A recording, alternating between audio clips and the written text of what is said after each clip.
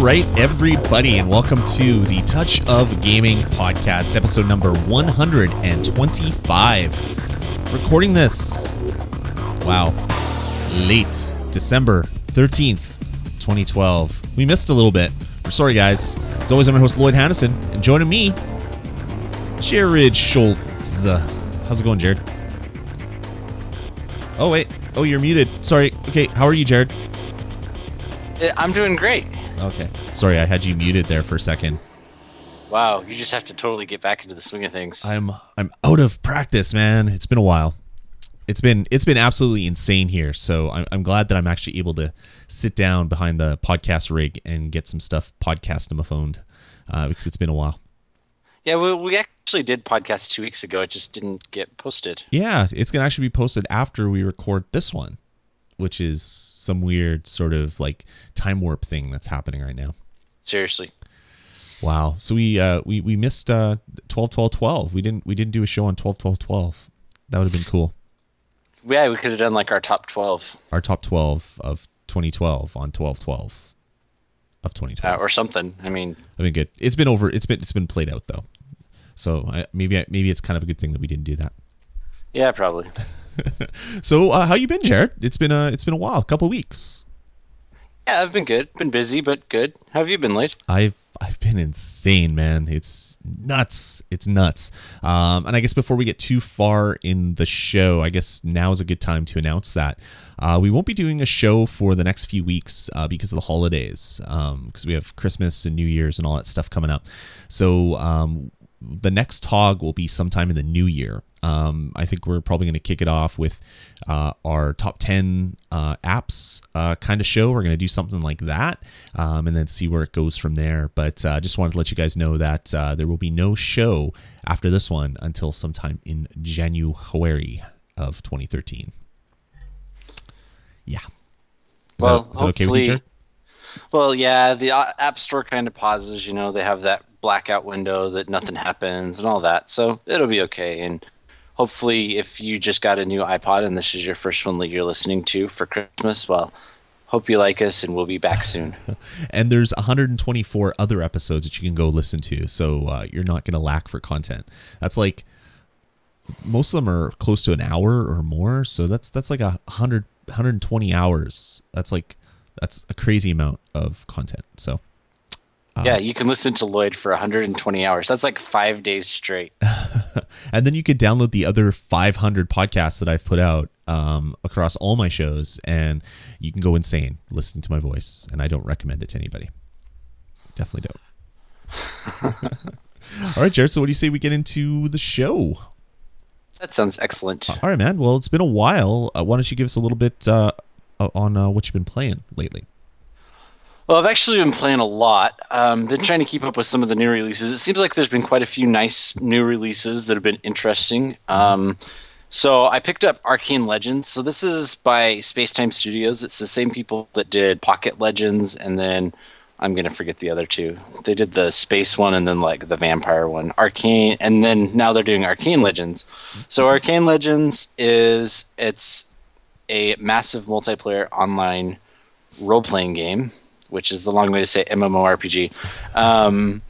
So it takes a lot of cues from Guild Wars in that whenever you go into a new area, it kind of creates a new instance of that area with the three other closest people, so 4 total, that entered that area nearest in time to you.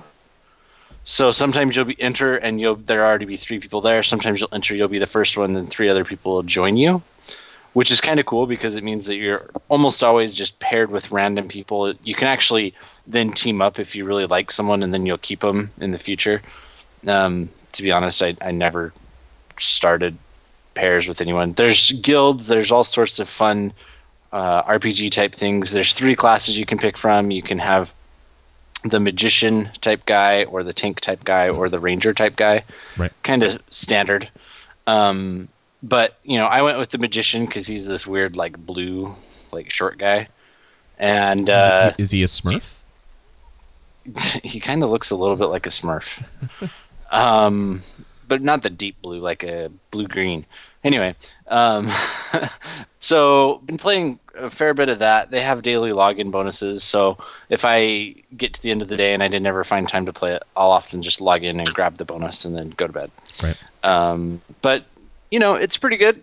I think that Pocket Legends still might be better. It's a freemium game, and you'll feel that occasionally when you have to use your money. But the cool thing about it is when you do go ahead and use the freemium currency, it seems to only power you up for a little while, and then you're 2 or 3 levels ahead, and all of a sudden you're finding better weapons that aren't freemium. So that's kind of cool that it rebalances like that. Well, that's cool. And they do give you I can't say it's like a big supply, but they do regularly give you freemium or the premium currency, which is nice because then you can earn it and grind away and get a bunch. Right. You can also watch ads and install other apps, is fairly common in these now. Tapjoy, I think, wants you to install apps through or something. Yeah, more or less, and then you get freemium currency if you install those apps. So yeah, it's if you are sick of Pocket Legends, it might be a good one for you. If you're not sick of Pocket Legends, and you just want a first-time app, you might want to just. It's a little more polished, and they keep releasing stuff for it. So, yeah, it's a good one. Cool. Next, we have Arc Squadron. So, Arc Squadron, I was talking to you. Sounds like you've played a little bit. It's kind of like Star Fox 64's. So you broke up there. No, it's like the sequel to Star Fox 64 that never happened. It's on a touch screen. The controls are fairly well implemented. It's an on-rails space shooter in which things are coming at you 3D, and you have to either avoid them or you shoot them.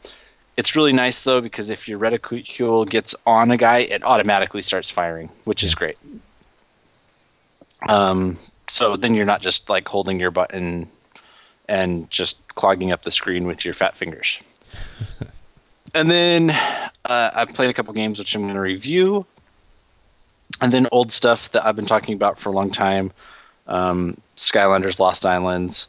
Been playing. I finally went through and was working on Run, which you reviewed forever ago. Right. Did you for some reason?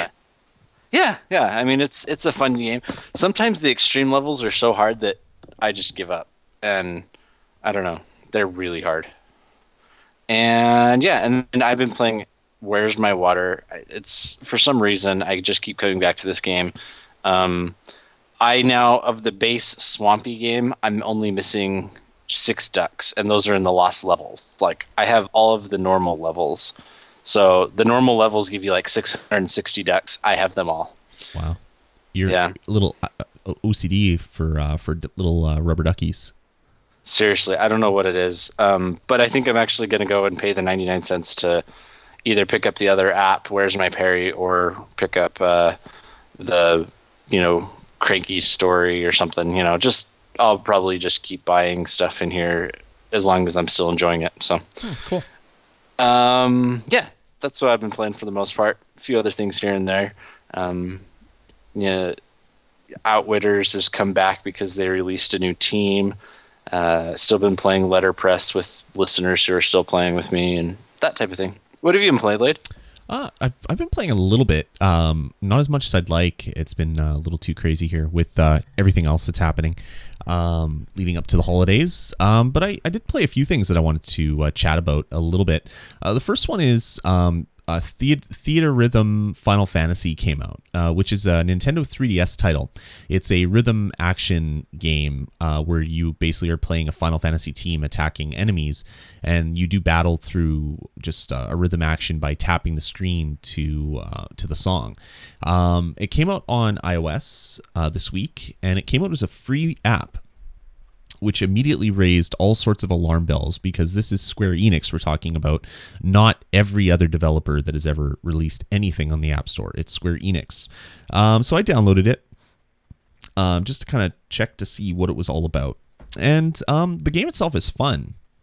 Basically, it's pretty easy. You tap to get through the song, and there's taps and swipes and tap and holds and things like that. But when you download the game, you only get 2 songs, and then every other piece of content in this game is DLC. So you're basically doing in-app purchases to get everything else. So I went through all the stuff that you can buy and how much it's going to cost you compared to buying the thing on the Nintendo 3DS. So the game on the 3DS is $30, and for that you get 76 songs. You get basically the main core songs, some unlockable tunes, there's some starting and ending tunes, and then on the DLC or on the 3DS there's actually 52 songs that you can buy through DLC for $1 a piece. So that's about like in total, when you add everything together, it's $81 to get the main game and then all of the downloadable content. So that's a lot, and that's on 3DS. So this is an actual cartridge-based handheld. So you'd think that the iOS version would be a little bit cheaper than that, but if you thought that, you don't know Square Enix. So the game itself, as I said, is free. It comes with 2 songs, One Winged Angel and Zanarkand, which is from Final Fantasy X. One Winged Angel is from Final Fantasy VII. The Sephiroth song, you've probably heard it played if you listen to any sort of game tunes. And then you can buy individual games or individual songs rather, in song packs, which gets you 4 songs for $3, or the downloadable content songs for 99 cents. The one difference with this game is, since you're playing Final Fantasy and you're building or you're attacking enemies with your team is basically made out of characters. You can have up to 4 characters in your group. On the 3DS, all of these characters are unlockable. On the iOS platform, you can buy each character for $1.99. For the songs, there's 13 song bundles at $3 a pop, which is like $38.87. There's 59 downloadable content songs at 99 cents each, which is $58.41. There are 25 characters at $1.99 each, which is $45.75. So when you add it all together, if you buy everything that is available in this game, you're spending $143.03 compared to the 3DS, which is a cartridge-based system, which should have more expensive games, and you get everything for $81 and change. So yeah, Square Enix is still kind of crazy, man. I like the game. I think I'm going to go buy it on the 3DS because I want to play it now after playing the 2 free songs. It seems like a really, really fun mechanic, but I just can't get behind spending $100 on an iOS game. Something prevents me from doing that. I think it's called sanity, but I'm not quite sure on that. So there's a lot of DLC also in the 3DS version? Yeah, there's 52 additional songs. So they've basically released 3 songs a week for a series of months, and it came out with 52 additional songs.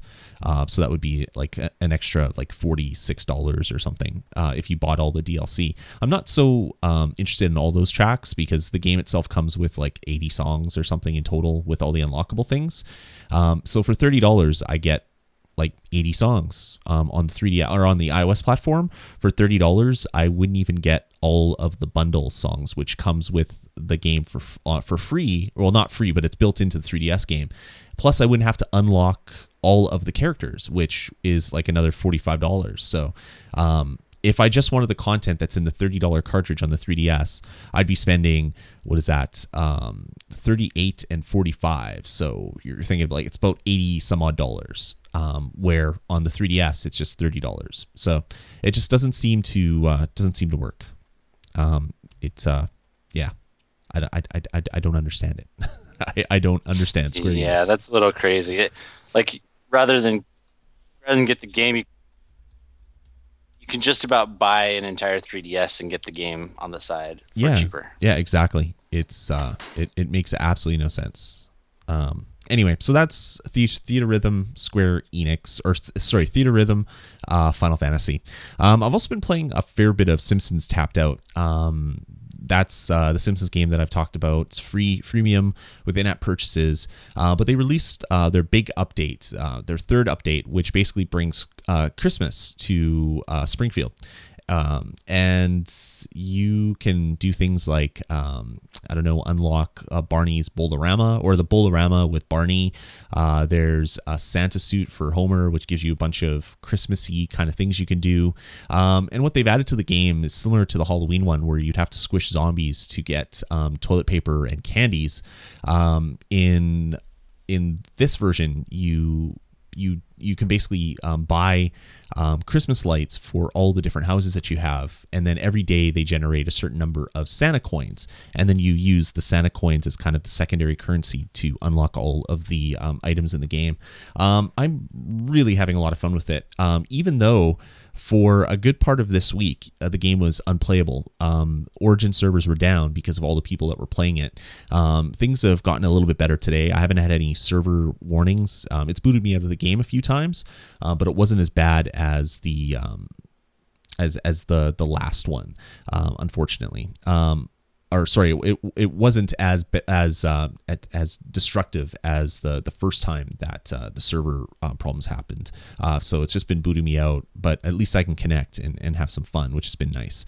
But I know a lot of people that have been really, really pissed off, which is fair enough, because people have been spending real money to buy donuts to get some of the premium items and characters.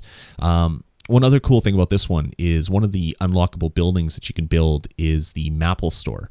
So if you've watched any Simpsons recently, Homer likes his MyPad and MyPhone, and you can actually build a Maple store, which looks similar to the glass cube at downtown Manhattan, which is kind of cool. And I've actually spent real money on in-game currency for this one. For the first time. So I'm one of those people. I bought, I don't even want to say how much money worth of donuts I bought, but I wanted some of the premium items, and I ran out of all my free donuts that I got. So I actually bought some premium currency. So don't judge me, Jared. No, it's okay. I'm cool with that. I mean, if you're having fun with it, then it's worth it. So I'm a huge Simpsons fan, so I kind of love everything to do with this world. So I wanted to build the Santa's village to unlock some stuff, and some of the other things as well. So what is it? It's the Crustaloo Studios or whatever that's called. I wanted those to unlock Sideshow Mel and the Santa's village. So I spent real money on this game, and I'm still loving every second of it. It's so much fun. I play it multiple times a day, even to the point where I've added 100 friends, which is the maximum friends that you can have, because every day you can go to someone's village, and if you harvest houses that have Christmas lights on it, you get one individual Santa coin. So I can get up to 300 additional Santa coins a day by doing this like 45 minutes of clicking, which is just absolutely insane.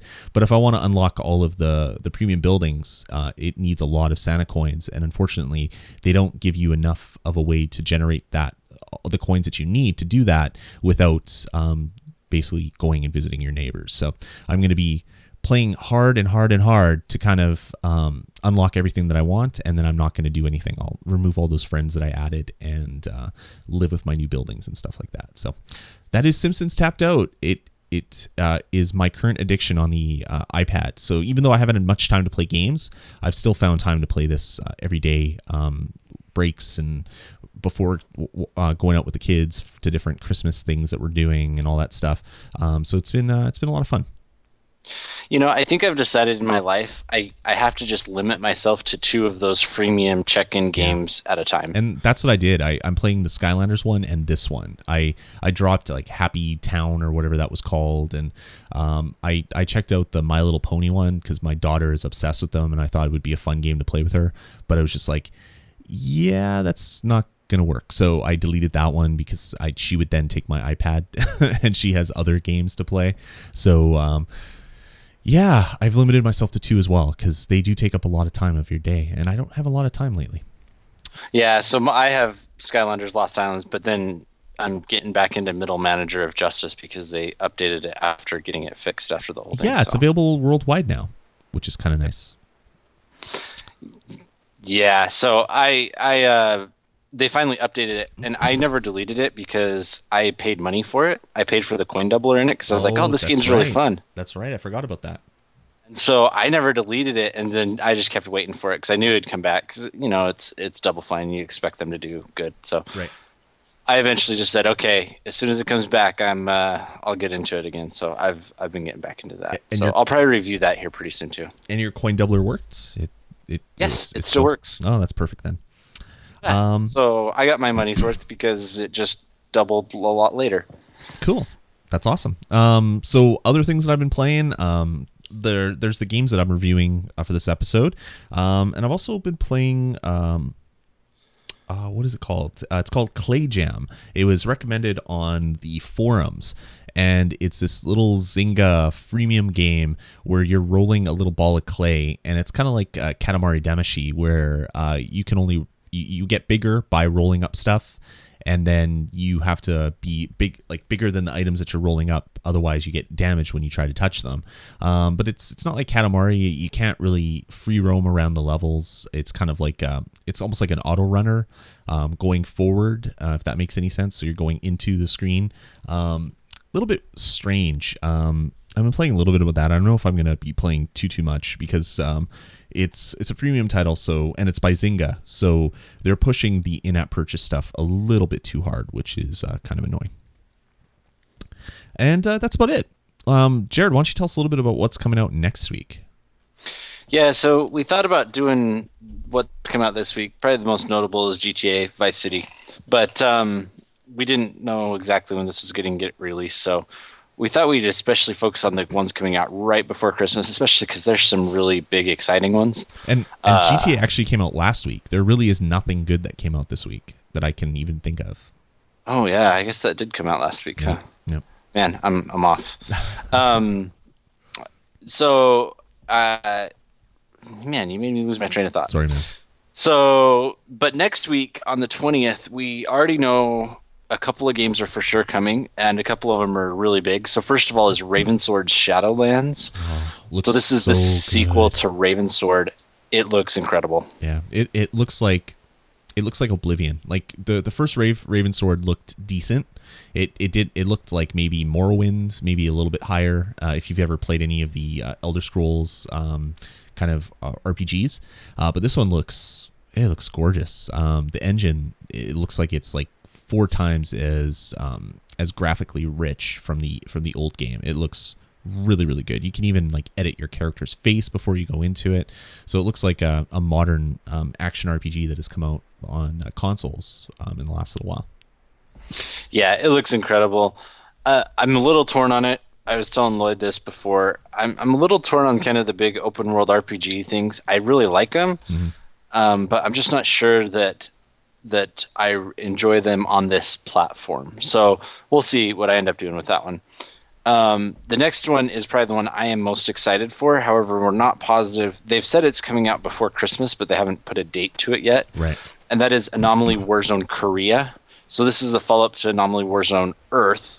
And even though it said Earth, it was pretty much all in Baghdad and that type of thing, so Iraq. But this time they're in Korea, and it's the same reverse tower defense style where there's a whole bunch of towers, and you use your money to go ahead and buy units and attack the towers, and it looks, again, amazing. Yeah, it's they did a really good job with Anomaly Warzone, the first one. So good that they've actually ported it to other systems. I believe it's on the PlayStation 3. It's on PC. And PC. So they've done something really good. And it looks like they're gonna have the same success with this one. It looks really, really nice. I can't wait to check it out. Yeah, I was hoping that they would do a bit more because it's like they released it and then they didn't support it a lot. Right. So I don't know how that'll work because it seems like it's 11-bit studios and they've supported some of their other stuff, but for some reason they didn't really support this one when it came out. So I would have liked to see, extra levels thrown in or, maybe a downloadable level pack or something like that. So we'll see what this one is, but it probably doesn't matter. I'll probably be buying it the moment I can get my hands on it. The next one is Pudding Monsters, which this may not sound like a big game, but it is the follow-up from the guys at Zepto Lab. And Zepto Lab is the group that made Cut the Rope and Cut the Rope Experiments and Omnom. And yeah, so it's exciting just for that to see what they're coming out with next and see if they can follow up with what was a very interesting and very commercially successful game. So it looks interesting. It looks like it has like some slidey puzzle aspects. Yeah, I'll probably be picking that one up as well, just because I always did enjoy Cut the Rope, and interested to see what's next from them. Cool. And then finally, it was announced Final Fantasy IV is coming out. So Final Fantasy 1 through 3 already out on the iOS store. In fact, some of them went on sale this week, celebrating the announcement of Final Fantasy IV. Sale. It wasn't that much of a sale. I had. Well, come on, it's like 50% off. It's still the highest priced app in the store, but it's still on sale. And they've actually worked out a deal with Apple for this version. So when you download the game, it's free to download, but you actually have to sign your autograph on the screen, and they own the deed to your house. So that's going to be the cost of the game. Is they actually get your house in trade for the game, because that's how expensive it's going to be. Seriously, yeah. We'll see how it's priced. I don't know. The rumors are that it's going to be $18. Which is a lot of money for a game that came out so long ago. Well, the Final Fantasy 3 was $16. Yeah, so $2 more for one more number, one more Roman numeral. Oh, wow. I don't like the path this goes on. And you know what? Actually, it isn't one more Roman numeral, because 3 is 3 lines and 4 is just a line, and then you take the 2 lines and you just kind of squish them together at the bottom for the V. So they're screwing us on that. The $2 for extra Roman numerals, it just doesn't even add up. It's the same amount of lines. Yeah, so I will probably maybe one day review this, but it won't be until after they have a sale. It's one of my favorite Final Fantasies. I mean, I played the hell out of this one on the Super Nintendo. That was Final Fantasy II when it was released over here. I played the hell out of that game. My buddy owned it, and we used to trade games back and forth. I'd loan him Street Fighter II, which was a $90 game when I bought it, and then he would loan me his Final Fantasy, which was a $90 game when he bought it, and we'd go back and forth. And I've played it so many times, but I don't think I'm going to be picking it up on iOS for $18 or whatever it's going to launch at. This is the remastered version, so it's a 3D version of the non 3D game. That's nice and all. I still don't know if I'll be paying big bucks for it. It's not that I'm cheap, because people know how much money I spend on the App Store. I can't reward Square Enix for the pricing scheme that they use on their games. Yeah, like I said, maybe when it goes on a really 50% off sale or something, and then it's like priced in the name or in the sane range, then I'll think about it. But yep. I'll probably be waiting for it as well. But the other thing is, Final Fantasy IV came out for PSP. Yes. And I want to say for 3DS as well, right? I don't know if it came out on 3DS. I'm gonna have to look into that real quick. Let's see. Final Fantasy IV came out for DS. Yeah. So if you want the DS version, PSP, you can get it iOS, for $15. Yep. With the cartridge. So there goes your whole thing again. Yeah, it's actually right on my shelf. I could go grab it right there. It's like right there. I can see it. I have it. It's right there. But again, I would buy it again because I love the game so much, and I would love to play it on my big ass iPad screen. But yeah, it's just Square Enix, wah wah. They'll probably have in-app purchases for the after chapters, because I know they released the after chapters. But anyway, let's stop bashing on Square Enix. What they're going to have is every random battle that comes up, you actually have to do a 99-cent in-app purchase to continue with the battle. Yeah, that sounds about right. But we probably give them too much time on here. All right. I think that maybe the way that they'll actually learn something is if everyone just ignores them. I think that's a good idea. I think we should maybe do that. Let's ignore them by moving into news. What do you say? Sounds lovely. Okay, cool. So this week, Apple announced its apps of the year. They do this every year. So let's talk a little bit about it. They announced apps and games. So they separated into two items this year. I think they might have done that last year as well. I cannot recall. But for this year, for the iPhone,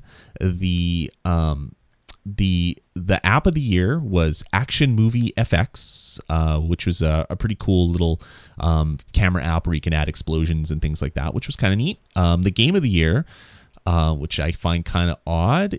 It was an awesome game, but still best game on the iPhone is Rayman Jungle Run, which is kind of bizarre. And the runner-ups for games, it's Letterpress. I could see that. That was a really popular game. It actually was so popular, it crashed Game Center for almost 3 weeks.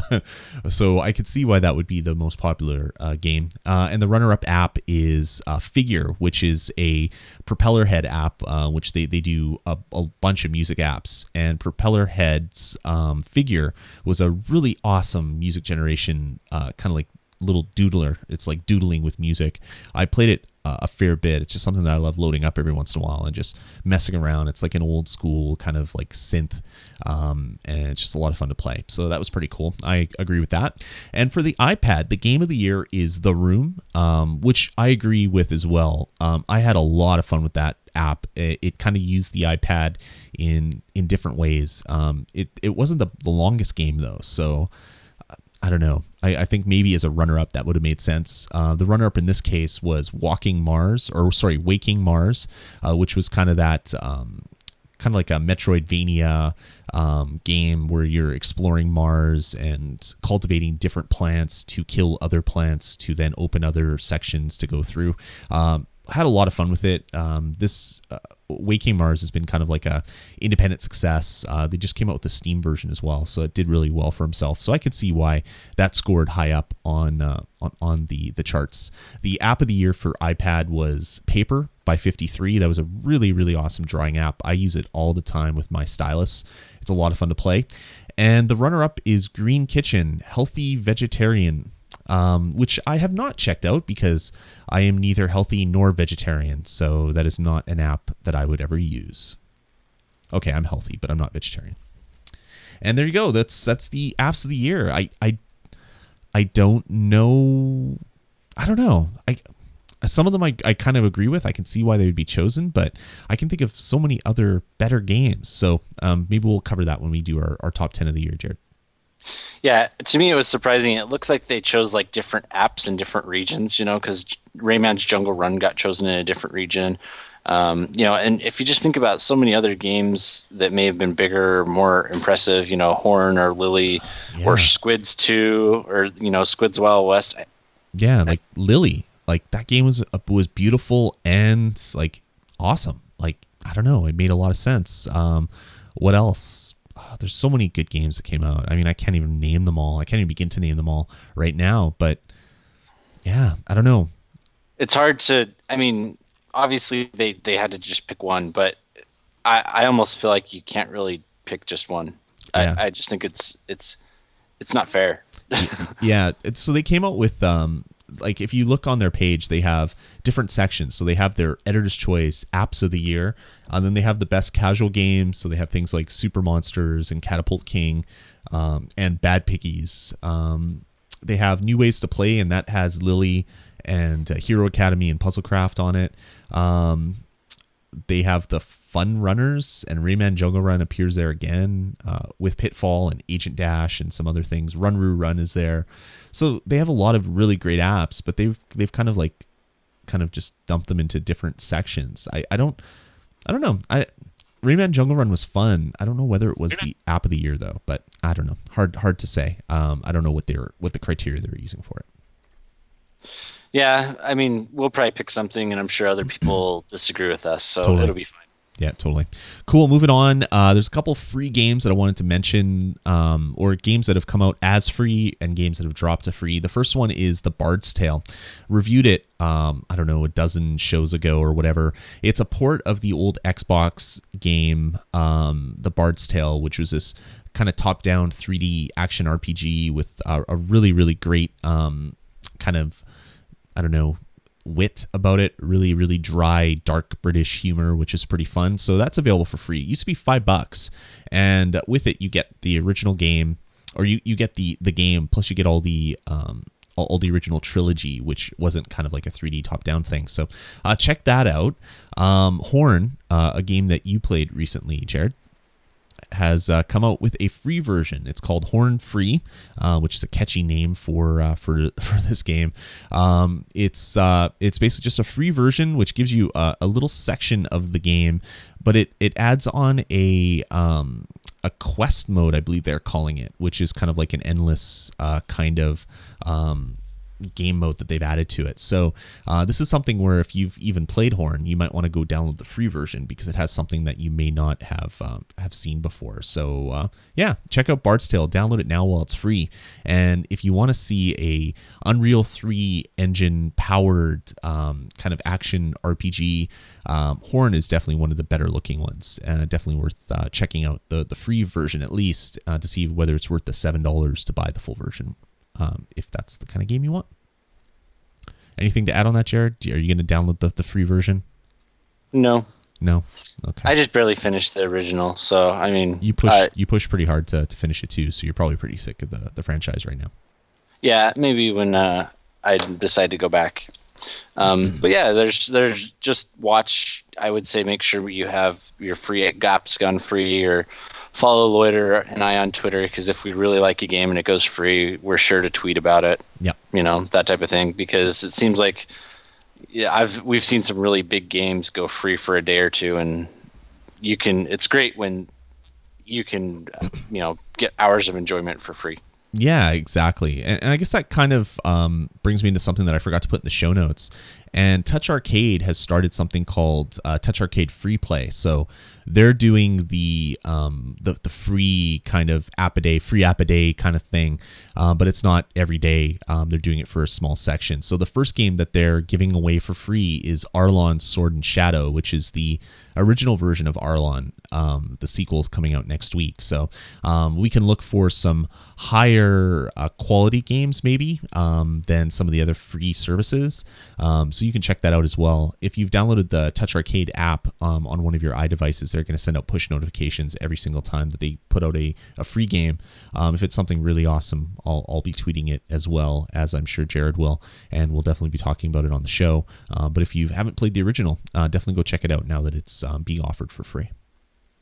Yeah, just be careful. It's not actually the original, because this one coming out is Ravensword and not Arlon. Yeah, but I guess it's kind of the original. It's kind of in the same world, isn't it? I think they're different worlds, and so if you wanted to go that way, then the one coming out next week is the third one. Oh, that's true. That's right, because it was an original. Yeah, they're two different games. That's right. I forgot they weren't sequels. So yeah, I guess you could check out Arlon if that's what you really want to do then. It still is a very good open world RPG. Yeah. I mean, so yeah, so I would recommend snagging that, and it's cool because it looks like they're trying to not do, because what happens is lots of times, like the free app a day, in order to get one every single day, they get some pretty low garbage quality ones to go free. Yep. And it sounds like Touch Arcade's committed to saying, we'll only put quality ones, even if that means we don't have one every day. That's so right. That's kind of cool. Yeah, they're saying they're only going to put up apps that they've reviewed on their site, and they normally don't review like the crappy apps. They review some of the bigger titles that come out, so you know that immediately it's going to be a bigger title than that. So I'm looking forward to seeing what they come out with. Exactly. Cool. All right, moving on. This is kind of interesting. So if you've been around kind of the FPS genre for a while and read a lot of stuff, you might recognize the name Alex Seropian. He was kind of, I don't know, he was one of the original Bungie guys that worked on Halo. And some of the other games that Bungie worked on way back in the day. Well, he started his own studio, and they're actually working on a game called Morningstar, which is something that they're saying is going to reinvent the first-person shooter genre on iOS. Don't agree with that, because I mean everybody says that, but they put out a teaser trailer and it looks very I don't know. The graphic engine looks really good. It's hard to tell whether it's a render or something on device. I would lean towards a render, but you never know. But it has like a really crazy user interface. You're basically from Earth, and you go check out a kind of first contact on another planet. In this case, I believe it was like Saturn, and everything goes wrong, and then aliens attack Earth is kind of what the teaser trailer kind of leads you to believe. So. Yeah, check it out. I'm going to link to the show or to the story that has a link to the YouTube video to check it out. It's actually kind of gotten me kind of really excited, but we'll see if Alex Ropian's new company, Industrial Toys, it can do something magic like the original Halo was, but on iOS. I don't know. I'm really looking forward to it, but I'm not holding my breath, because who knows what it's going to be like. But yeah, if you want to see something, a cool, I don't know, teaser for an FPS, check out the movie that we're going to link in the show notes for the game. Morningstar looks kind of interesting. Are you interested in games like this, Jared?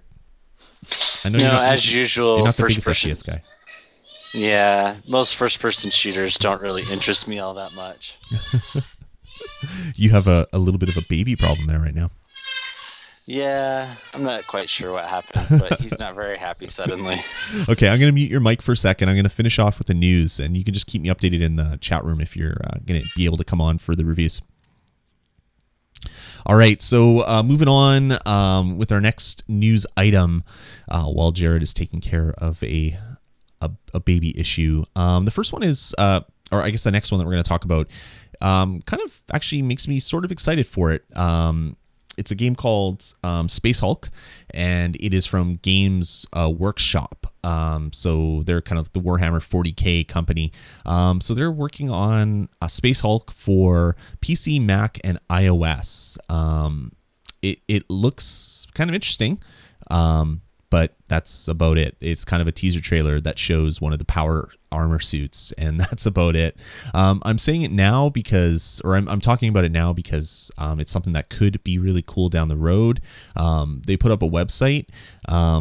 Unfortunately, the website looks like it was generated or made in like 1997 or 98. Not the most feature rich, but yeah, check it out.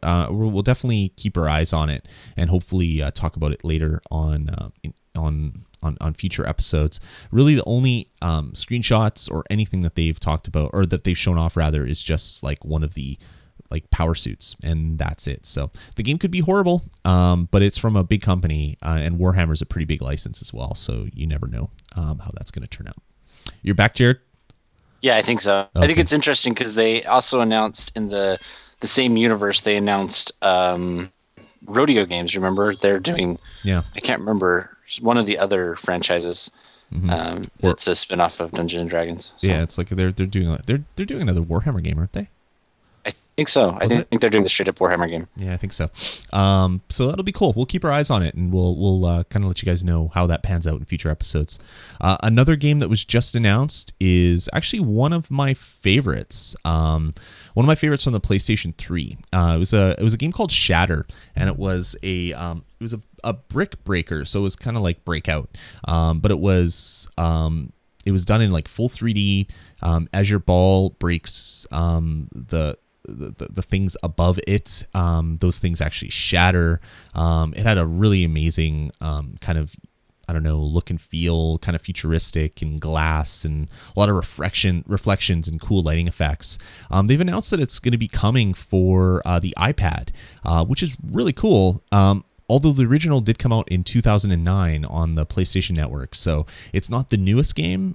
This is actually one of my favorite kind of jump in every once in a while games that I play on my PlayStation 3. So this one makes me really, really excited. So another game that is kind of just teased, but hopefully we'll have some better news as the weeks go on. And the last piece of news we have for this week, I know this episode is already epic, and you don't even realize we have 4 reviews coming, is Pokedex. So the Game Freak, the makers of Pokemon, have released a game called Pokedex, which is not really a game. It is a Pokedex. So if you've ever played Pokemon, you know that the Pokedex is the location of where all your information comes from. I have played like like every Pokemon ever. In fact, I'm currently playing White 2. And so, yeah, it was pretty cool that they're bringing it out, and everyone got really excited, especially because while there have been several Pokedexes from other companies, there hasn't been one from Game Freak or the Pokemon Company. And I was pretty excited. I saw that it was only $1.99, and I was like, wow, that's a pretty good deal. Well, then I realized that you then have to go in and buy every single other region, right? Mm-hmm. So every other region, besides the most recent region, which I don't remember. Yeah, I don't even know what it's called. I'm gonna look really quick for you while you continue on. But yeah, I can't even find that right now. So all of the original the Unova region. Yeah, why didn't I remember that? So all the other ones are cost $5.99 each. Yeah. So if that, Hello, Square Enix. That's Johto, Kanto, Sinnoh, and Hoenn. I just looked up the list and looked up at the in-app purchases. I did not remember all of those. If you're a Poke Freak, you would know that off the top of your head, Jared. I'm kind of disappointed. I failed. So those are $6 each for the old regions, which to me is insane. Yeah. I mean, to have a mobile Pokédex in my pocket, I don't want to pay as much as I would for one of the games because it amounts to a grand total of $25.95. Yeah. I don't care how much I need it. I don't need it enough to pay $26 for a Pokédex on my iOS. Especially when there's things called wikis online, which give you all the same information. They just don't have a nice little 3D object that you can spin with your finger. I guess that's about the only big difference between the two. But this app kind of works hand in hand with the new Pokedex 3D on the 3DS. It even has the QR code that you can scan to load that Pokemon into your Pokedex on your 3DS. So I mean, it's kind of neat, but yeah, $26 for essentially an encyclopedia of fake animals and other things seems like a lot of money. Yeah, and it's not only that. I mean, if you go look, there are non-official apps that have just as much information. Maybe they don't look quite as pretty for 99 cents. So, yeah. I don't know. It's just crazy. It's neat having Nintendo kind of on the App Store, kind of in a roundabout way. But yeah, I was kind of hoping for more, to be honest with you. Yeah, I think that they took a lesson from their friends over at Square Enix. And yeah, hopefully they don't keep doing that. Exactly. Cool. All right, well, that's going to about do it for news. Sorry we stacked it so high, but we're not going to be doing a show for a couple weeks, so we wanted to give you something to listen to. You can maybe break it up into bite-sized morsels. Listen over the next 2 weeks. A little 5 minutes a day or 10 minutes a day, and you'll be fine. It will last you through the cold, cold winter. But let's get into something else that's going to help you last through the cold, cold winter, and that is our epic set of reviews. We're going to start off with a joint review of a really awesome title called Walking Dead Assault. It's $1.99 on the App Store, and this is actually based on the Kirkman comics, not the television series. The television series is based on the comics as well. All the characters are essentially the same, but they might have some different stories or they might do some different things. So you got to know going into this that this game is actually based on the graphic novels or the comics. But after you play this game for a little bit, you'll kind of tell that it's based on the graphic novel because the whole interface when you're actually playing a level looks like you're actually in a comic, and it's kind of come to life. It's kind of a really cool kind of black and white with different bits of color, mainly being red for all the blood that you are making spew out of the zombies that you kill. But yeah, Walking Dead Assault. It's a top-down kind of a real-time strategy game, not similar to like a real-time strategy game like a StarCraft. It's more in line with like a turn-based strategy game, but done in real time. Kind of a different kind of game, but they actually pulled it off. It is definitely a lot of fun. So I don't know, Jared, what are kind of your initial thoughts on the game? Because I know you're not a huge Walking Dead fan. You haven't really watched the television series, have you?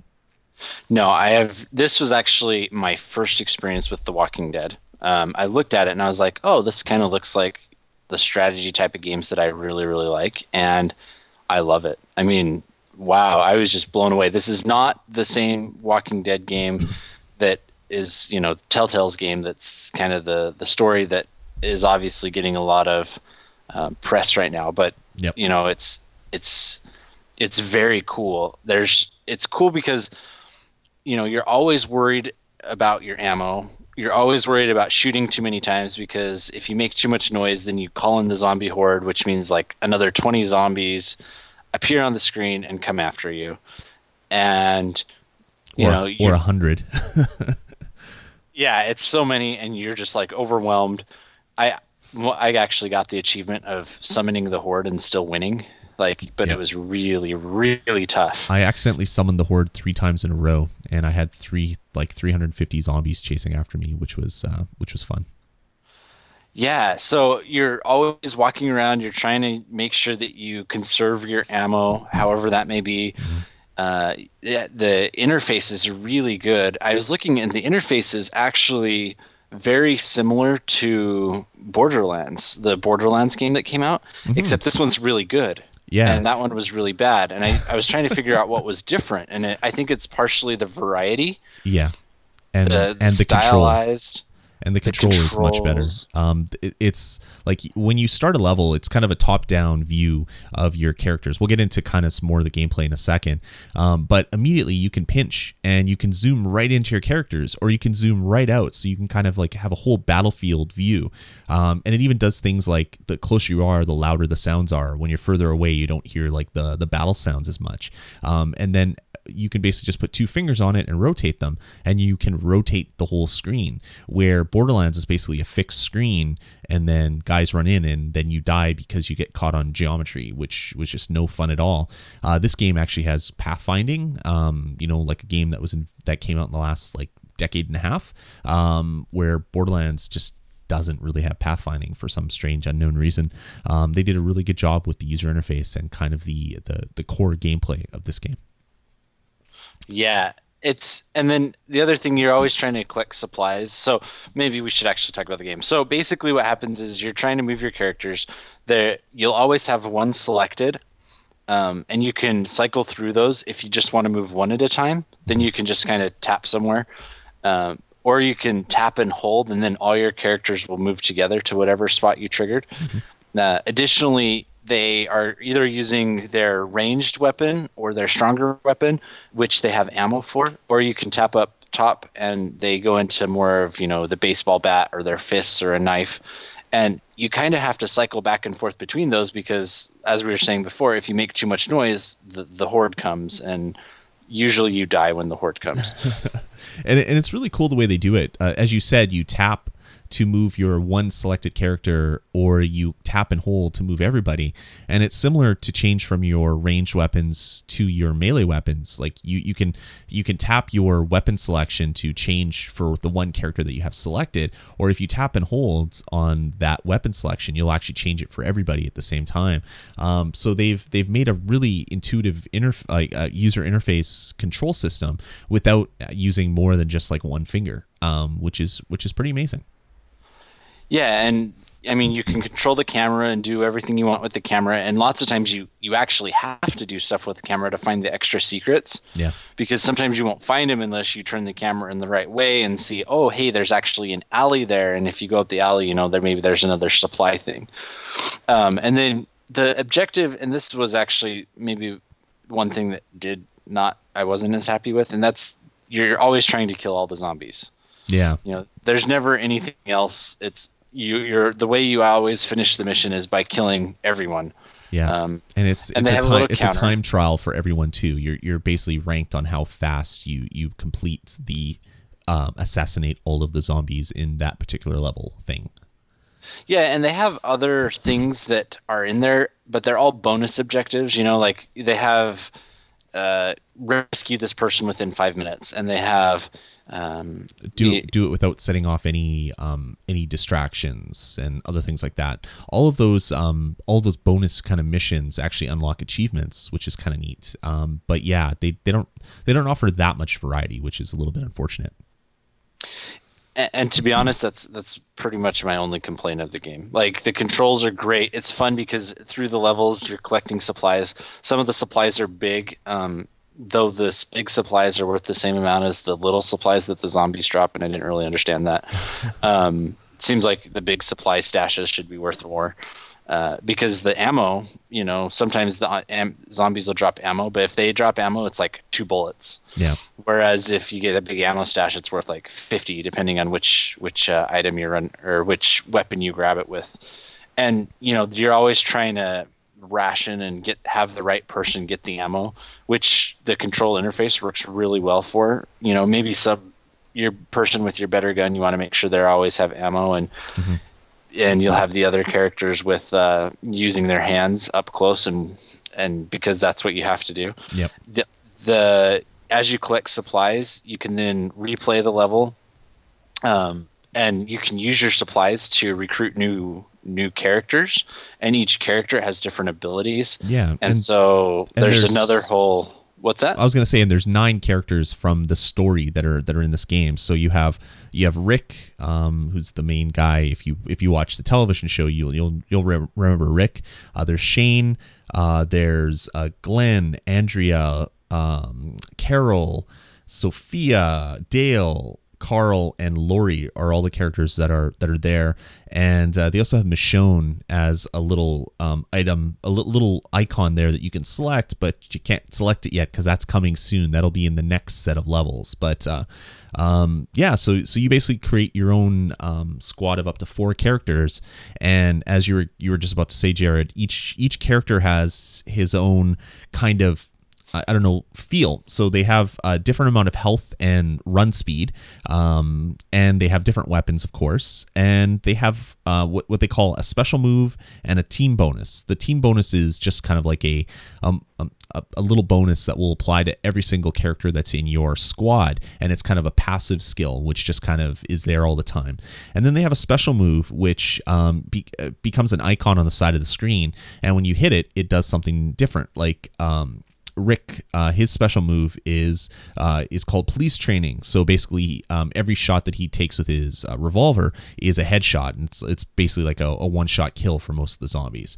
Some of the other characters are nice, like you have what's a good one? I like Shane because he has the shotgun that hits really hard. That's right, yeah, and he reloads twice as fast with his special move. The one that I really like is Lori. Her special move is called Clarity, so she basically can pause all the enemies on the screen slowly over time. Like they get slower and slower, and then they pause, so it allows you to basically walk up and start smacking them with your melee weapons.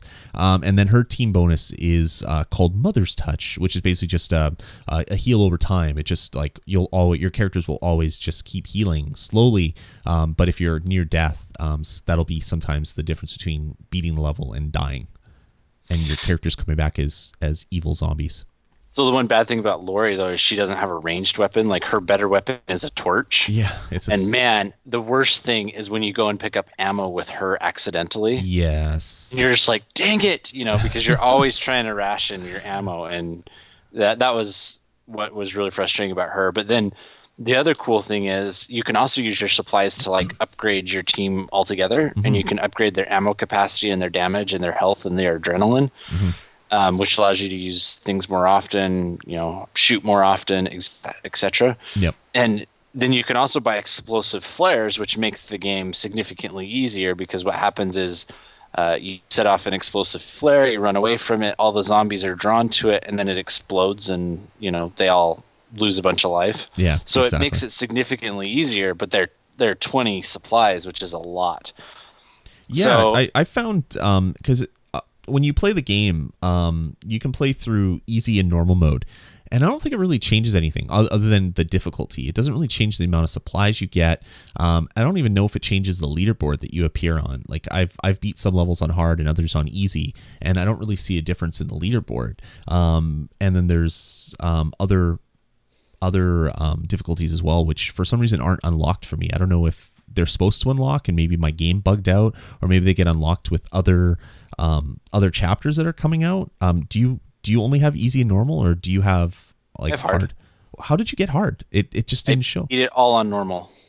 Huh. Maybe I've beat one of these levels on easy. Maybe I have to go and try to beat them all on normal again. Maybe I missed one. Because I was like, I want to play on hard because yours is showing on hard. That's really weird. I don't know why mine aren't showing up. Yeah, I'm wondering if there's another one if I beat it all on hard, but I have not had the time to do that. And here's the other thing: they're talking, or on there. There's more episodes, and it looks like they have intentions to do episode 2 and episode 3. Mm-hmm. It looks like you'll probably end up having to pay for them, but I don't really care. Like Possibly? This game is, it looks like you're gonna have to pay for them. Yeah, I think so. They haven't said either way, but they were advertising the hell out of this on the Walking Dead television show. So they've probably sold like I don't know, tens of thousands of copies at $2 a pop. They want to sell hundreds of thousands or millions of copies, and then they want to charge you $2 every time a new episode comes out.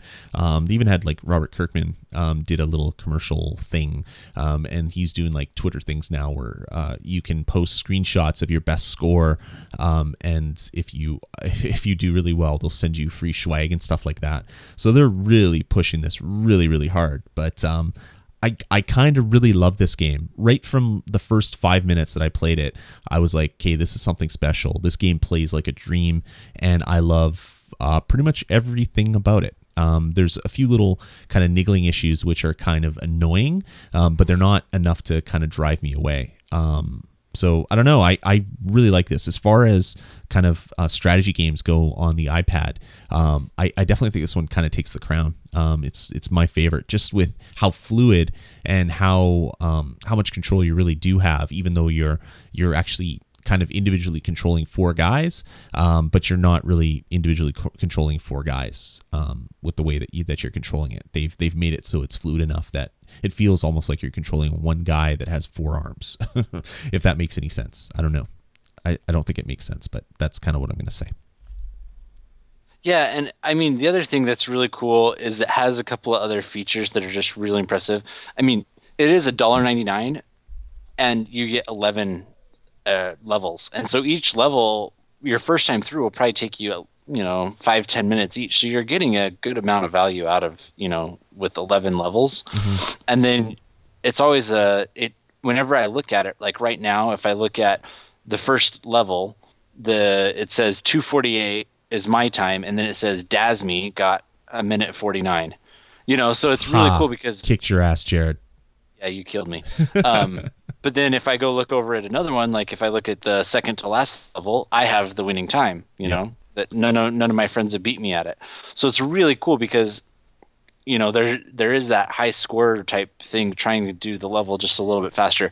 But I think you made a really good point where I think the scores are the same for easy, normal, and hard. So if I really wanted to, I played everything on normal. I never even tried easy. Mm-hmm. So if I were to go in and play it on easy, I could probably obviously get through it a lot faster. And that deserves a separate scoreboard or something. Because otherwise you're not comparing apples to apples. Exactly. Or only have, say, the normal be the leaderboards. Everything else doesn't show up as a leaderboard or something.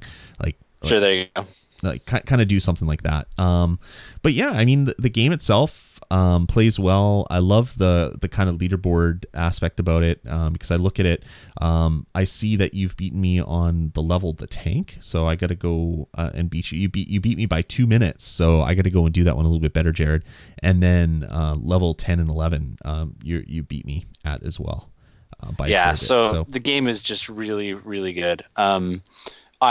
We talked and we even mentioned a couple of things that we didn't like about it. Even without that, or even with those, little flaws or things that I didn't particularly like, I'm still going to say this is a 5-star game for me. Oh, totally. I don't think that I can even come up with anything that would even, if we did half stars, I don't think I could find anything that would really have me dock it a half star. From the interface, there's in-app purchases. If you don't want to do all the hard work, you can buy your way to fully upgrading your character. I would recommend that you don't do it because you can pretty much upgrade your characters fully just by playing through the game. You don't even have to beat all the levels to fully upgrade all your characters. characters. I think I replayed some levels a few times, and I think I was at level 9 when I had all my characters pretty much all the way upgraded. So it's not super difficult, but it is so much fun. And I'm really excited to see kind of what the other missions. I'm really excited to see what Michonne is going to be like in the game. You don't know who she is, Jared, but she's like this kick-ass woman with a samurai sword, and she just destroys zombies everywhere. She was great in the comic. She's really awesome on the television show, and I can't wait to see how good she is in this game. So I'm really looking forward to the extra missions, even if they are $2 a pop. I'm going to buy each one because I don't know. I enjoyed the game fully. 5 out of 5 for me as well. Yeah, I hope that they don't like overcharge it and pull a Square Enix. Yeah, well, I don't know. They might. Maybe they'll do each additional one is $3.99. I would even buy it at $3.99. Hopefully they're not listening to this. But I don't know if everybody that is playing the game would. So they might be a little bit foolish to do that. But yeah, I don't know. They kind of hit one out of the park. I was really worried when it came out. I was just like, oh, this game is going to be horrible, but I like Walking Dead, so I'm going to buy it. I'm going to take one for the team. And then immediately I was like, okay, this is one of the best strategy games I've played on the platform. And I told all my friends at work, and I think about 8 guys downloaded it right away, and then came and talked to me the next day, and they're like, yeah, this game is really good. Thanks for recommending it to me. So yeah, that's the Walking Dead Assault. So 5 out of 5 by me, and Jared, 5 out of 5 from you as well, right? Oh, yeah, that's right. Oh, I thought I lost you there for a second. No, I muted out to say goodnight to my baby. Okay, cool. All right, well, let's move on. I'm going to get into one of my reviews for the show, and I'm going to talk about a little game called Mutant Mudds. It's 99 cents on the App Store, and I originally played this game when it came out for the 3DS. It's by a company called Renegade Kid, and it's kind of like a 2D platformer, in a kind of a retro 8-bit style. But the really big thing that it had for the 3DS was it really used it really used the 3D really well, where there's different planes in the game. So you would jump out and jump in by seeing these little jump pads. And on the 3DS, you would actually see the depth as you go in and out of the game. So I kind of wondered how that would work on a non-3D device like the iPad or iPhone. And the game as well is like an incredibly difficult Twitch platformer. And I was like, okay, the controls are just going to suck. This is going to be horrible. So as soon as it came out, I downloaded it, checked it out. It's like 20 megs. It's super tiny. And I got to say, the controls work. They work really well. It doesn't have Bluetooth controller support yet. Apparently, they're working on iCade support, so I'll be able to use my 8-bitty or my iCade to play this a little bit better. But even without, the controls are pretty good. I find myself dying every once in a while, but not too bad. So anyway, the game is 60 levels. So there's a bunch of different worlds that you unlock. Each of the worlds has a different amount of coins that are in the level, and a different amount of medals that you get by beating the level. You use the coins and the medals to unlock different other levels and other power-ups. You actually get power-ups from your granny, and she gives you... You're a guy that has a water gun, essentially, and you're fighting these mud creatures. So you can unlock... basically rapid fire. You can unlock a jetpack that allows you to boost higher or things like that. So it's all kind of like tongue-in-cheek, kind of kiddie, but the levels themselves are not kiddie at all. They are difficult as hell. In fact, I remember playing on the 3DS. I couldn't beat one of the last levels, and I was just like, I was venting about it on Twitter, and Jules Washam, one of I guess the main developer of this game, basically said, "Come on, Lloyd, you can do it. Just try it one more time." And I'm like, damn it, the developer is making fun of me by saying try it again, that it is beatable. But I thought that was kind of cool. so I was, as I said, the game is really difficult. So I was worried about how it would play out on the iOS platform, and I gotta say it works really well. The controls are tight, other than a few deaths by me trying to duck to shoot, and the down arrow doesn't work. They've done something where each level has kind of a halfway marker, which I believe was added in a patch to the 3DS version. I played it before that patch came out, so I don't remember ever seeing those when I played it on the 3DS, but that helps a lot because I can remember this one level further on in the game, I like 4-2 or something, I think it was, and I would get almost to the end. I could see the ending, and I would die. And it's a game where you can take 3 hits and then you're dead. So I would take a hit almost right away, and then a hit about halfway through the level, and then I'd try to get to the end, and I would die by the same enemy. And I must have did it like 50 times, and that's when I took to Twitter to complain about it. The game is considerably easier with the kind of halfway check mark, because when you die, you appear in the middle of the level instead of right at the start of it, which is pretty nice. You appear with 3 lives again? Yes, you do. So it's good because the controls aren't as nice on iOS. So as obviously as using a physical controller, so it's a little bit needed, but yeah, it's really good.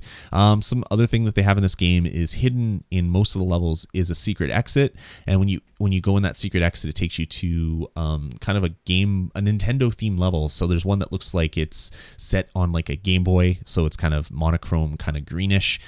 There's the one that the V worlds, which look like a Virtual Boy, so they're all like kind of red. So it's all kind of tongue in cheek and kind of Nintendo-y, which is kind of fun to play on this platform. And they also included 20 what they call lip-smacking delicious granny levels. And these were added as free downloadable content on the 3DS, and they're just available in this game as well. So anyway, yeah, what is it? 60 levels, super hard platforming, a really great art style, a lot of humor, amazing kind of chiptune audio in the background. I don't think there's anything bad to say about it. I'm really looking forward to iCade support. Hopefully that comes to it. But even without, for $1, this is definitely one of my favorite platformers on the platform. Platformers on the platform. I should have thought of that sentence better before it came out of my mouth. But anyway, for $1, if you like platformers at all, or if you like kind of old Super Nintendo or Nintendo Entertainment System kind of games, this one will definitely give you that kind of warm, cuddly feeling in the middle of your chest. So definitely do check it out. Mutant Mudds on the App Store by Renegade Kid gets a 5 out of 5 by me. It is worth the $1. If you like platformers at all, you need to have this one on your device right now. So definitely check that one out. Sounds good. All right, Jared, is your camera working yet? Oh, do you want me to turn it back on? Sorry. It's okay. I've just been trying to conserve bandwidth because I don't want it to fall apart, because we've already had some scary scares.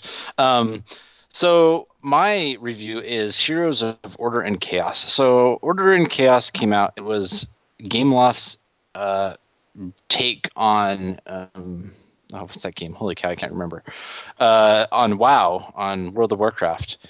And this one is Heroes of Order and Chaos, so it's kind of set in some of the same world, but really not at all.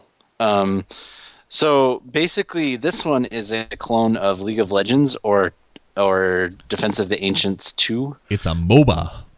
It's a MOBA, yeah. So essentially what happens is the way that they are doing it is very similar to how League of Legends does it, in that you have 6 characters that are available for free on any given week. The characters come in a few different classes. So you have your support characters, you have your fighter characters, and a magician characters, and another one that I'm forgetting at the moment. And you get to pick one of the 6, or if you want to go ahead and pay money, you can buy access to the other ones that aren't free that week. So it's kind of a cool thing because there's always at least one of every class available, and you play whatever the character is. There is a couple of limitations in there are only a few maps, so you can play solo, you can play combined co-op, And you can play both of those either 3-on-3 or 5-on-5, and then you can also play humans versus humans 3-on-3 or 5-on-5. So there's only 2 maps, and these. Well, there's 1 map for 3-on-3 and one for 5-on-5. So the maps are pretty limited, and it was kind of interesting because when it first came out, they announced that it was going to release the same day on Android. Well, then it didn't, and they said the reason was because the servers just got slammed with just iOS, and so they wanted to hold off and not release it on Android until they stabilized the servers a little, which I thought was kind of a cool thing by Gameloft to do, to make sure that people had a good experience with it. So what happens is at first you start with your hero. Like I said, you can either use the same, or you can't use the same one anyone on your team is using, and the free ones, there's 6 free a week, and they're just rotating which ones are free. And you do earn some premium or some currency from just playing the game, which is cool. And so here's the first issue. I was having a lot of server issues when I was first playing it. And so I think the first 4 times I got into a game, I did not finish it for various reasons, which was kind of scary. It made me worry that there was something wrong with this game because I was trying from even different locations. One of them died because here's another thing. You have to realize that when you get into this game, a typical match probably lasts between half an hour and 45 minutes. If you're playing co-op, it'll go a little shorter because you can start to get, once you get ahead of the computer, you can then just run up your advantage pretty quickly. And then you each play, I apologize, I haven't even explained the core mechanic. So you each play a hero, and each side has a castle with towers, and your castles are regularly spawning new creeps, just little guys. And so at first you go out and you try and kill some of the other team's creeps, because if you get the kill, you get extra money from it. You'll get like 60 or 70 gold from it. And then you can use that money to go back to your base and buy different equipment that'll help you to kill things faster, or more effectively. And then you also, the key to the game is killing each other. If you kill another hero, they're worth a lot more gold than if you just kill them. And additionally, if a character dies, so the first time it dies, they lose like 2 seconds before they respawn. Well, then the second time they die, they lose like 5 seconds before they respawn. And you kill them like 8 times, and all of a sudden it's like a minute before they respawn. And if you get killed on your 8th time, you kind of get bored with the game because you're sitting there just staring at a dark screen for a minute. But that's kind of by design, so that you get a progressively larger advantage every single time you kill them. And then the key is you want to take out the other team's nexus. You want to get past their towers, which are very strong, and kill their nexus. So as times I tried to play it, I would have server issues. There was, like I said, the game lasted a while. So I think it was my 3rd game. It was going great. I was like half an hour in, and all of a sudden my battery died. That was really, really sad. Nice. Yeah. So just check your battery before you load up this game. Just a pro tip for you there, because it's really sad if you're on that particular one. We were starting to turn the tide and doing well, and all of a sudden my battery died, and I don't know what happened. There's also daily quests. Whenever you log in, there's 3 quests that they have that, maybe like win a co-op match or assist in 20 kills. And if you complete that quest, you get bonus resources, and you can then go spend those resources in their store to either unlock new clothes for your characters or unlock new characters permanently. If you really like one that's like free this week, you can go buy it so that you can use it next week. And yeah, it is very much a clone of these types of MOBA games. I don't think that it necessarily does anything new for the genre, except that it brought it to iOS. There have been other ones, but not as well done as this one.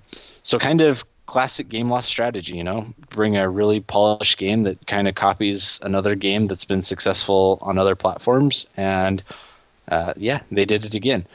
It's really good. My biggest issue with it is just the length of games and stuff. I don't think is very great. I might have preferred it for them to figure out ways to make it just a little bit faster, because if I'm gonna sit and play for 45 minutes, I might just go and try and play something on my computer or something like that, where the mobile, this kind of platform kind of thrives in a little bit shorter play sessions where you can, play while you're on the bus or something like that. So that's really my only complaint.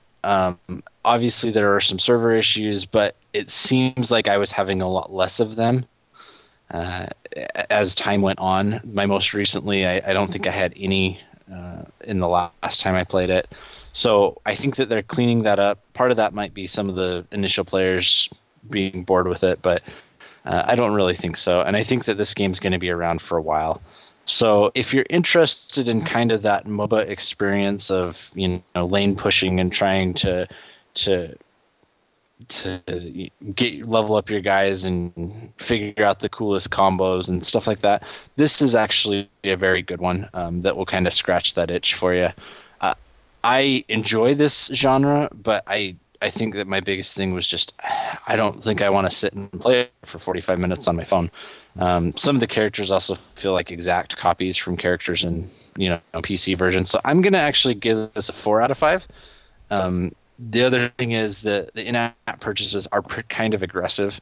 Some of the characters cost a lot of money if you don't want to earn them. Right. Oh, they also have potions, and with the potions you can get like double experience, and then you can level up your overall thing. Like you can level up a class so that every time you have a fighter, then that fighter hits a little harder, 1% harder or something like that. So there's also that leveling mechanic, and that can sometimes get out of balance a little bit if you have players who have played a whole bunch and then players who haven't. And so I don't know. I think that they might need some sort of ranking system in there. Which they don't have currently.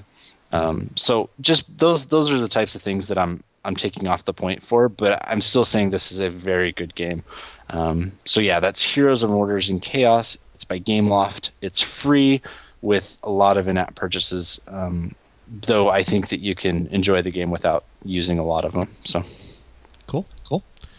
Well, thank you for that. Oh, I'm getting echo again. I'm going to mute you because I'm getting echo. We're having really, really terrible connection issues today. I'm not sure what's up. So sorry, everybody that's listening in at home or either Jared's dropping out or getting echoes. We're going to have to figure that one out, but we'll have a couple weeks to do that, so it's not that big of a deal.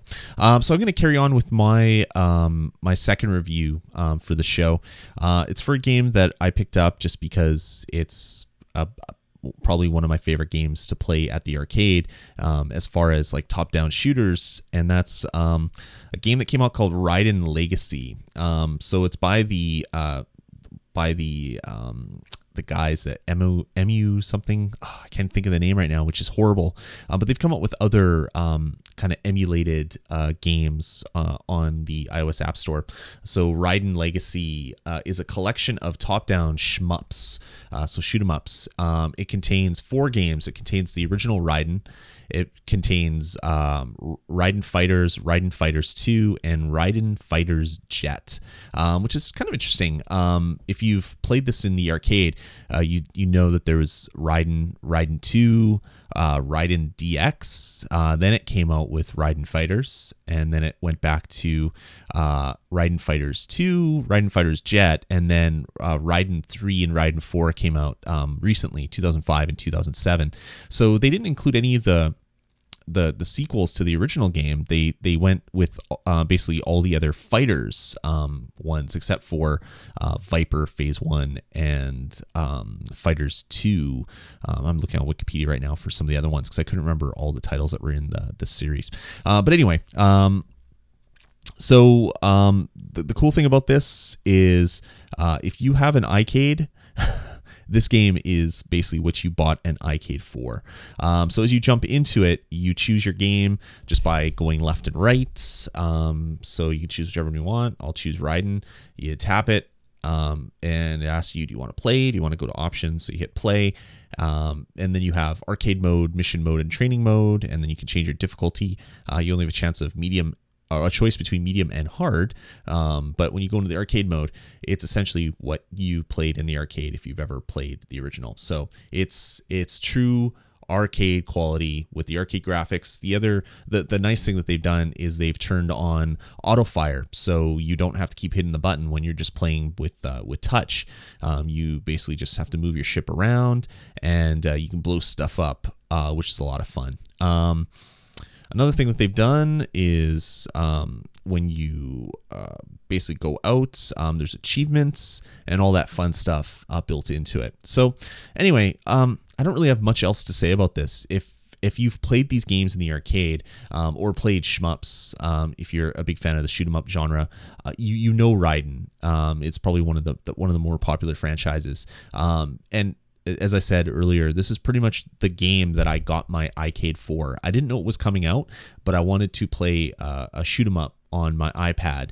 And I've played a lot of shoot 'em ups now on my iPad because I have a choice of 4, and I've been playing it a lot. It works really good with my 8-bitty as well, which is really nice. So anyway, 4 really awesome shoot 'em up games for $5. The differences really are the Raiden Fighters series has more of you have a selection of different craft to use. They all have their different pluses and minuses, and then you have a choice of different weapons. Usually, it's like the laser, which is that purple big line that goes between ships and things like that. Or you can upgrade your missiles and things like that. Is normally what you have. You have unlimited credits, so unlimited continues. So that's nice as well. You basically don't die ever. Well, you die, sorry, but the game never just ends because of you doing poor, which is kind of nice. Your high score is tracked across leaderboards as well, which is kind of nice like that. So they've really just taken kind of the old games and kind of really made it kind of modern, I guess, with kind of the wrapper they put around it. So I'm trying to look right here on the App Store, but I can't find it right now. Google is not working for me tonight. We're having all sorts of technical difficulties, which is really, really horrible. Sorry, .mu is the name of the company. So they've done a lot of different kind of emulated series, which is really good. I've played a lot of their stuff. So anyway, that's Raiden Legacy. $5 on the App Store. For me, it gets a 4 out of 5. I've had a little bit of control issues. I've had some issues with my iCade where it'll sync up and I'll play a level, and then next thing you know, all my controls are locked. So I'm actually flying to the bottom left-hand corner and dropping bombs constantly. I've only ever had that appear in this game and one other game. I think it was Mikey Shorts. So I don't know if it's an issue with my iCade controller or the game, but I have to kind of dock it a little bit for some control issues, because there's even some control issues when you use just your normal finger kind of control on it as well. So anyway, if you're looking for kind of a retro shoot 'em up, it doesn't get much better than Raiden, except for maybe some of the cave shoot 'em ups that are on the App Store. But this one supports iCade full out, so it gets my bid right there. So anyway, Raiden Legacy, $5 on the App Store by .mu, and it gets a 4 out of 5. All right, Jared. So hopefully our technical issues have kind of cleaned themselves up. Yeah, at least a little bit. But that's gonna about do it for the episode. Do you have anything to say to the listeners since we're taking a 2-week break until the end of the holidays? Happy holidays. Have a great new year. If you have anything that you want to make sure we maybe talk about in our year in review, let us know. Yeah, head on over to the forums. Maybe give us your top 5 or top 10 games, and we can maybe bring up some of those lists when we do the show as well. Yeah, I'm having a hard time remembering exactly what came out. Yeah, I played so many games this year. It seems like every week. Oh, we lost you. We lost you again. You should just turn off your video. I think video is the issue, since you said you're on Wi-Fi. Kind of. Oh, sorry, you're breaking up totally. So we'll just skip that. That's not working. So yeah, it's. I can still hear you fine. You can hear me fine? Okay. With video, you actually sound normal, which is kind of cool. So yeah, there's so much that came out this week, or this year rather. As I was just saying, like there's pretty much new games every week, which I downloaded and played. It was kind of like an embarrassment of riches, to be honest with you. Like there's too many good games that you could actually play. Like unless you're a kid, I guess, that has all sorts of free time. There was just more good games than anybody had the time to play. It's really going to be tough for me to kind of narrow it down to like the best 10 that I played this year, because I've played so many good games. And maybe we'll have to like say that if it's on both of our lists, then whoever has it ranked higher gets to keep it, and the other one has to find something else. Just so that way we have enough games recognized. You're going to make it hard for us then. I won't put Squids on my list then. And then Dude, I totally claim Squid's Wild West. I was going to say that'll probably be the only games that are kind of on both of our lists, I would think. Yeah, we'll see. We'll see. Cool. All right. Well, that's going to about do it for this episode. I, of course, wish you guys Merry Christmas, Happy Holidays, whatever holiday you guys celebrate. We'll talk to you in the new year. Definitely head on over to vgpodcast.com/forums. Hang out in the forums with us. I'm going to be doing a show tomorrow night, so by the time that you hear this, it is already aired. The bonus stage isn't happening tomorrow because of some stuff that Jeff is doing, but I'm actually going to start the Nintendo Pulse back up and do an episode of Nintendo Pulse to kind of talk about the Wii U and 3DS and stuff like that. Yeah, it's going to be a little bit different too, because Edgar's not going to be there. It's going to be someone else. It's going to be a bit of a drama. But anyway, we'll see how that goes. But yeah, it's going to be fun. Gonna start off tomorrow at 10 p.m. with a Nintendo Pulse, which will be kind of interesting and a little bit different. But that will take us through the new year, and then coming back in January, we'll start up all the shows again and try to have a lot of fun while doing it. So, Merry Christmas, Happy Holidays, and Happy New Year. Thanks to everybody out there for subscribing, for checking out the VG Podcast Network. Before 2012 kicked off, I was really close to actually just shutting everything down. But we've not because I didn't like doing it anymore, but I just didn't have the time, didn't have the money to keep everything up and running.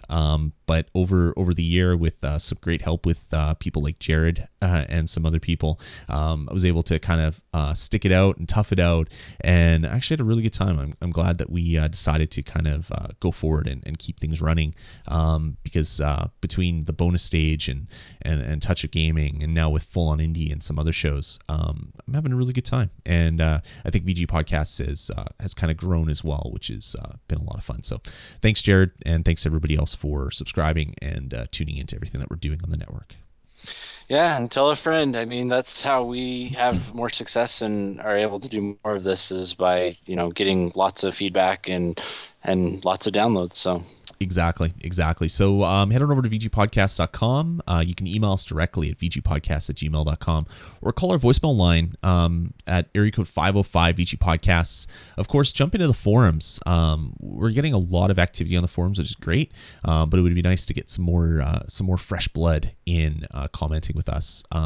Just to keep some of the things kind of fresh, and not the same people commenting on the same things over and over. Not that I don't like it, but it would be cool to get some fresh people in to kind of bring that up and I don't know, keep it going is what I'm trying to say. Are you going to issue a formal apology? Am I going to issue a formal apology to Smeagol? Is that what you're talking about? That's where I was going. Yeah, apparently was it on this show, or was it? It was this show. It was this show. Yeah, I mispronounced Smurgle's name like repeatedly, and then he basically posted a post in the forums that said, "I am not Smeagol." It's like Smeagol's a nasty little hobbit, and Smurgle is an elder dragon from a book that he reads. So, sorry, Smurgle, for pronouncing it wrong. I actually said, "Oh, Smurgle, you'll always be Smeagol to me" in the chat room, and he didn't seem to like that at all. So, I am sorry, Smurgle. I will try to never call you Smeagol again. And with that, we will wrap up our epic show. Exactly. So thanks again to everybody for staying tuned and subscribing throughout the year. Definitely love doing this, and I love interacting with you guys on a daily basis, whether it's through email, forums, or other things. So thanks a lot, and have a great holiday, everybody. So yeah, until 2013, we're out. Talk to you soon. Later.